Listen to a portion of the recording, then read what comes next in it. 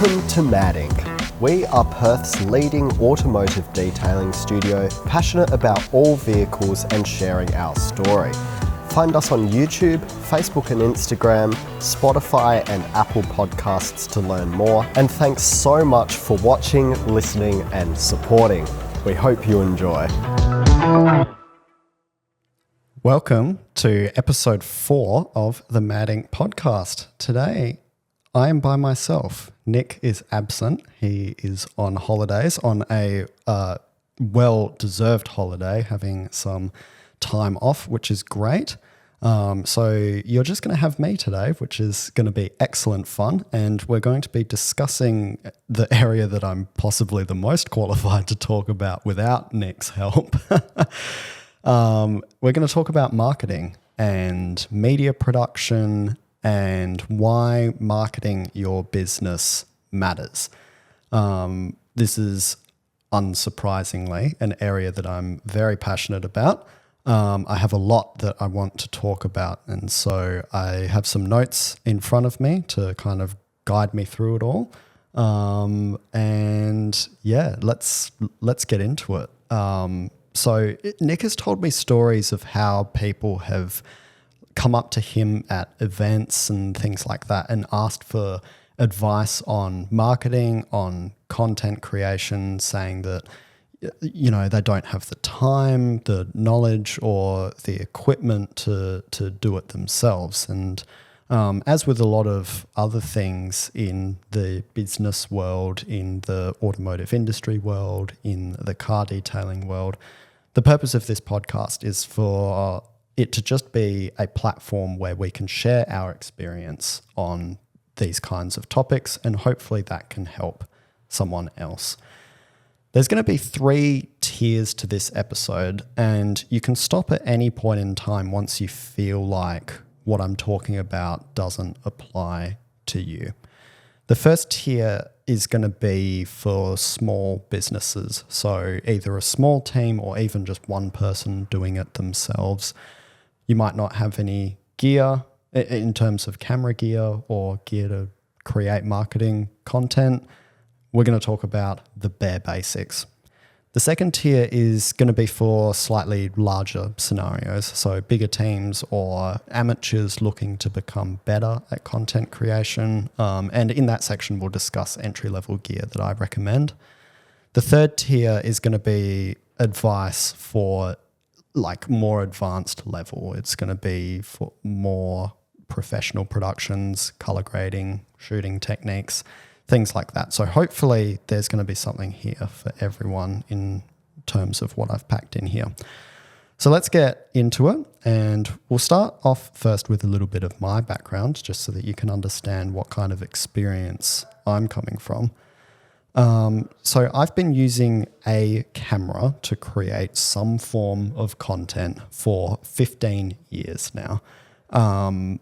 I picked up a camera first when I was in late primary school, early high school, started creating home videos about whatever I was interested in, and it kind of just took off from there and, you know, all the way through till where I am today, which is really good fun. I absolutely love it. In 2017, I won the Synthesis Film Festival in WA for making a car video, which was something that had never been done before. Basically what I did was I just created a cinematic style car video. It had some really cool action shots in it. It had rollers in it, driving, engine sounds, things like that. And I had put together basically a cinematic video and submitted it for this competition. And I won, which was like such an incredible opportunity to have and a real privilege to be a part of. But that was the first time that something like that had ever been done. No one had ever made an automotive video before and submitted that for a competition. So this ended up being a huge confidence booster for me, because I had tried to create something that I loved that hadn't been done before. I didn't even realize at the time that that kind of thing in Perth had never been done before. And I succeeded, which was just amazing. And that kind of idea had been reinforced by another thing that kind of really stuck to me that happened when I was a teenager. Not long into having my license, I was at a car event, and one of the people there was talking about this idea of, or they said something along the lines of, there's no one in Perth that actually does good car videography. That makes like good car content. And they meant that in the context of like compared with what you see on YouTube coming out of the US, the UK, or Europe, things like that. Basically, there's no one in Perth that's doing that kind of thing to that kind of level. And that really stuck with me as a young adult. Because I guess it kind of activated this dream inside of me of wanting that to one day be me, basically having that long-term goal. There's no one that creates good automotive content in Perth.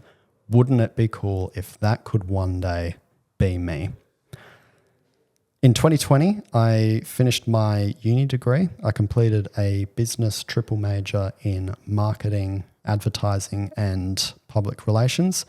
And what that did was equip me with the business knowledge of how a business works, but also how to market your business, how to create powerful and impactful content, and strategies of how to do all of that stuff well. Then after uni, when I first met Nick, I kind of stoked an idea that I believed was already in his head, which was, what if there was a designated role at MADinc for someone to do media production, marketing, content creation full time, taking that responsibility off Nick, who was doing it himself up until that point. And I will always be grateful to Nick for having given me that opportunity, for taking a chance on me to kind of show my abilities and talents, for taking a risk in that way because it hadn't been done before. And as you guys will know, if you've been following us for any length of time, the rest is history. So let's unpack these tiers that I introduced at the start. So tier 1 I've called starting by yourself. So any business owner knows that branding is important. The word branding is the identity of your company. Logos, colors, fonts, icons, whatever. These need to be consistent across every area of your business, whether that be your website, your social media pages, the signage on your building, it doesn't matter. These elements need to be continually consistent throughout what you produce so that it is recognizable and people looking at your content or looking at one of your ads or your website will recognize it immediately upon seeing it. So how do you actually create content? Sharing aspects of your work and aspects of your business publicly is vital for any business to succeed in today's market. You really need to be sharing stuff on the internet so that people can discover you and get a sense of what you do and also the quality of your work. The purpose of sharing stuff on social media isn't to go viral, although of course it's nice if that does happen. But the purpose of sharing content is, from a business perspective, is to create a portfolio of your work that other people can see and potential customers can see. For tier 1, there's only really one piece of gear that I need to recommend for you to get started. If you're watching on YouTube, this is it right here. Chances are most people are going to already have one. For our listeners, I'm holding an iPhone, but any modern mobile smartphone will work. These take photos and videos, and with a few little tips and tricks that I'll give you, they do a perfectly adequate job. The tips I'm going to give you are for an iPhone because that's what most people have. iPhone photos are pretty average.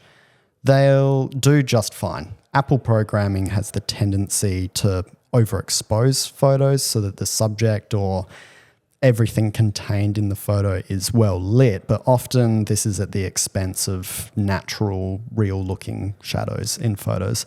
There are some Android phones like the new Pixel and the new Samsung Galaxy Ultras that do photos really well for a phone.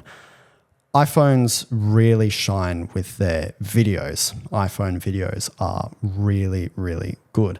And I don't think that there is a competitive phone that does video better, in my opinion. But regardless of what phone you have, it can be a perfectly adequate tool for you to get started creating and publishing photos and videos for social media posts, stories, and reels.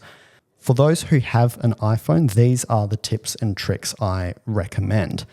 In the camera app, set your exposure value to -1.0 and have it there permanently. This will correct an iPhone's tendency to overexpose photos and video and will instead give you a nice, deep, rich, natural look to your photos and videos, especially if you are outside. If you have a Pro iPhone, like an iPhone 12, 13 Pro or newer, play around with shooting video using the cinematic shooting mode, which uses the multiple camera lenses to create a very convincing depth of field look you'd normally only really be able to achieve using a proper professional video camera. And lastly, when shooting indoors, particularly in a detailing studio with lots of artificial lighting, try tapping and holding a focus point and use the sun slider to adjust the camera's shutter speed, which will correct the awful strobing that occurs with the refresh rate of the lights. No one wants to watch that. For Tier 1, as a beginner, you're just wanting to get your name out there and increase brand awareness. Post often, but not too often, but post consistently. Practice sharing a feature post 3 times a week or once every couple of days, and share at least one story every day if you can. Don't share a feature post more than once a day, otherwise the feed you're sharing will become oversaturated and people will grow tired and unfollow you.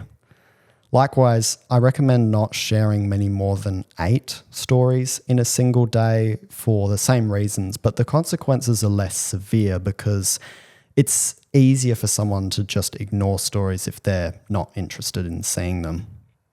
Tier 2, become a content creator. For Tier 2, there's a few types of gear that I'd personally recommend from experience. I'm not going to tell you exactly what I use because I want to encourage people to do their own research and find out what's going to suit their specific needs and their budget too. The first thing I'd recommend is getting a purpose-built camera of some kind, like a DSLR or mirrorless camera of some kind, something like a Canon, Nikon, or Sony, for example. But do your own research of what's going to be best for your use.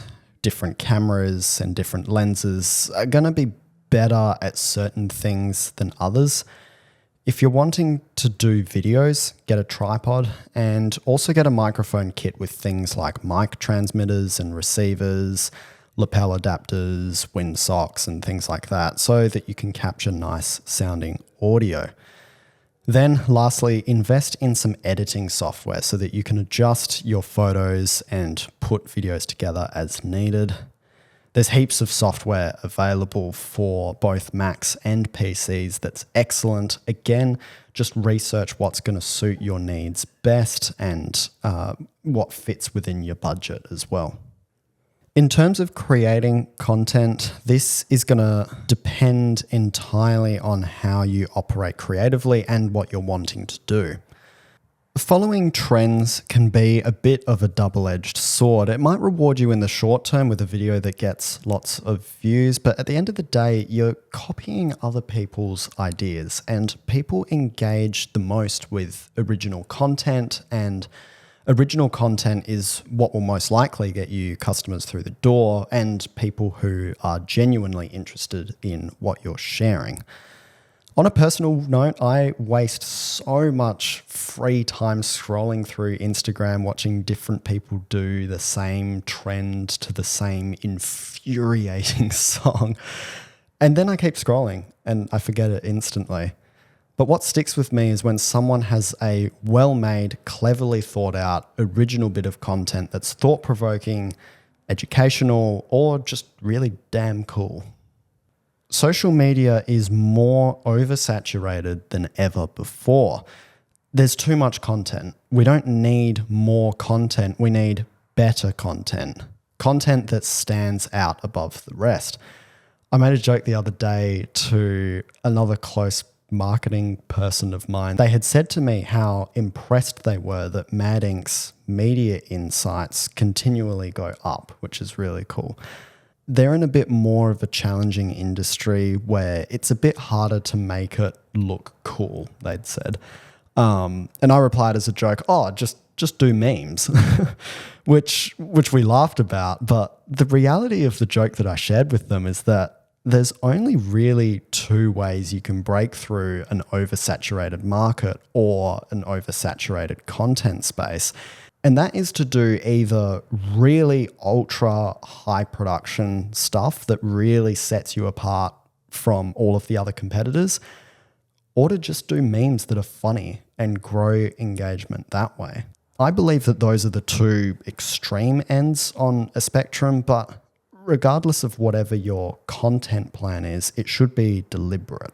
Plan stuff out, write scripts, plan ideas ahead of time, use tools like Meta Business Suite to schedule your content in advance, and break up your posting patterns by sharing photos one day, a reel another, and keeping your feed fresh feeling and exciting.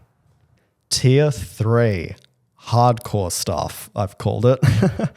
I'm going to start this one off with a banger. I'm going to say something controversial.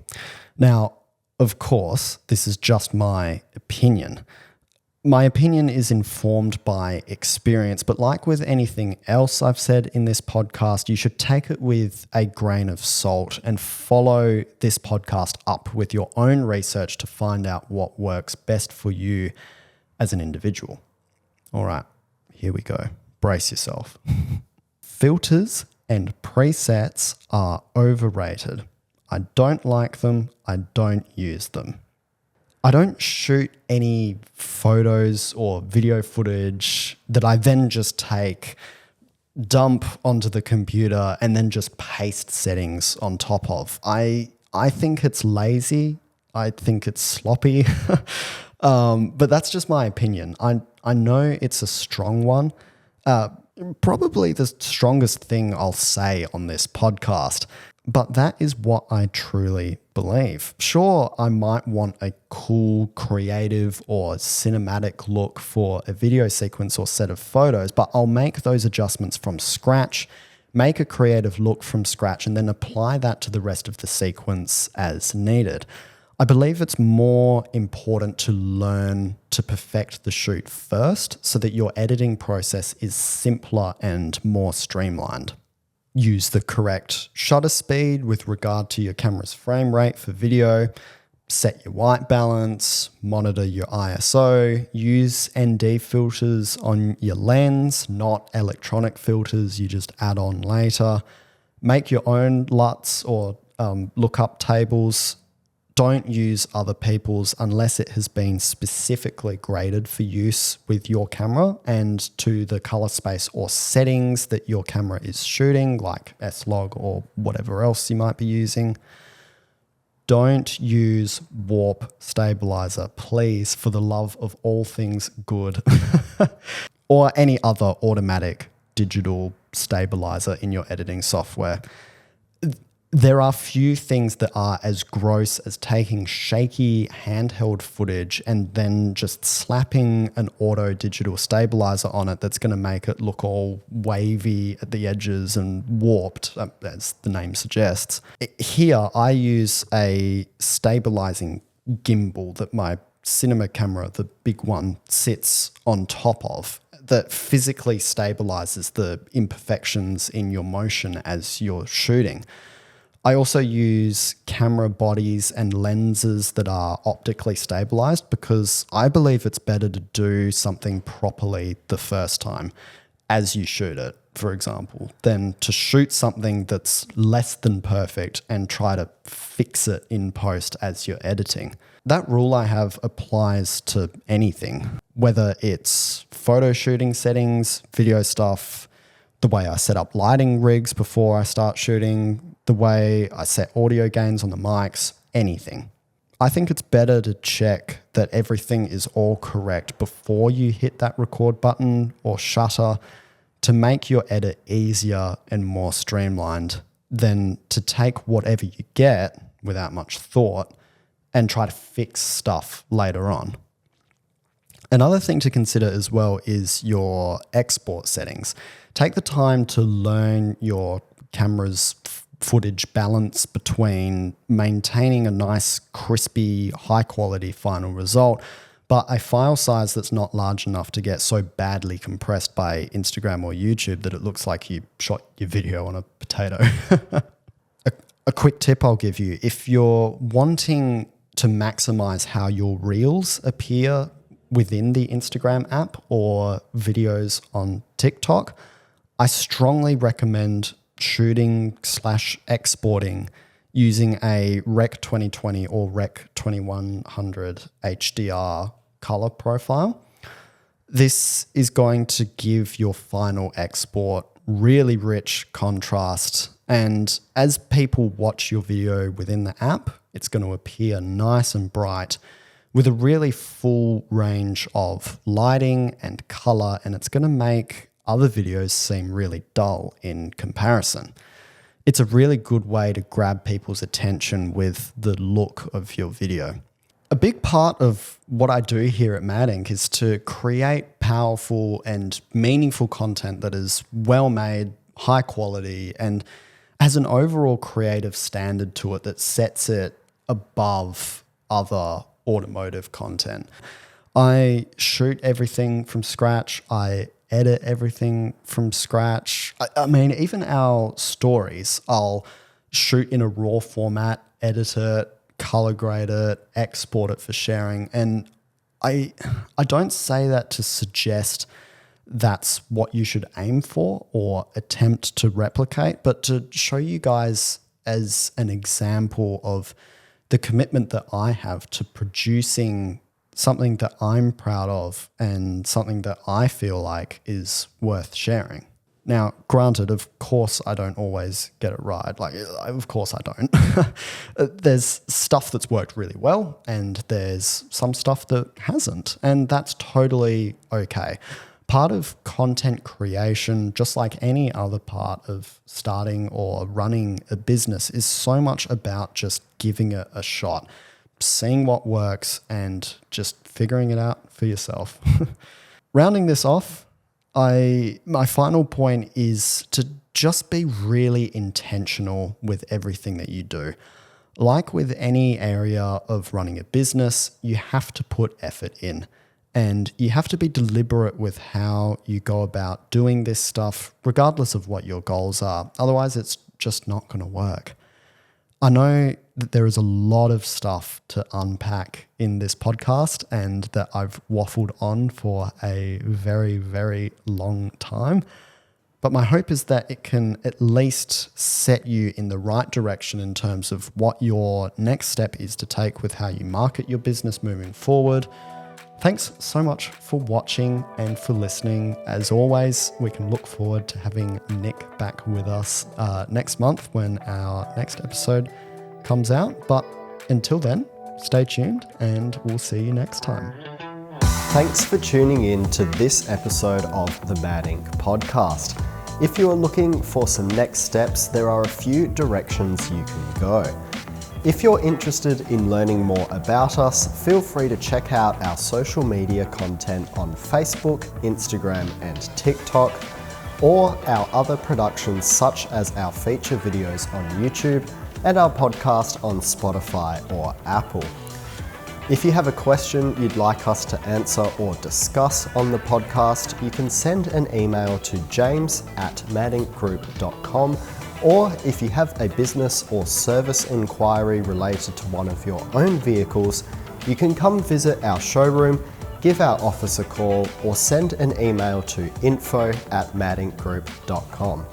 Thanks again for tuning in. We'll see you next time.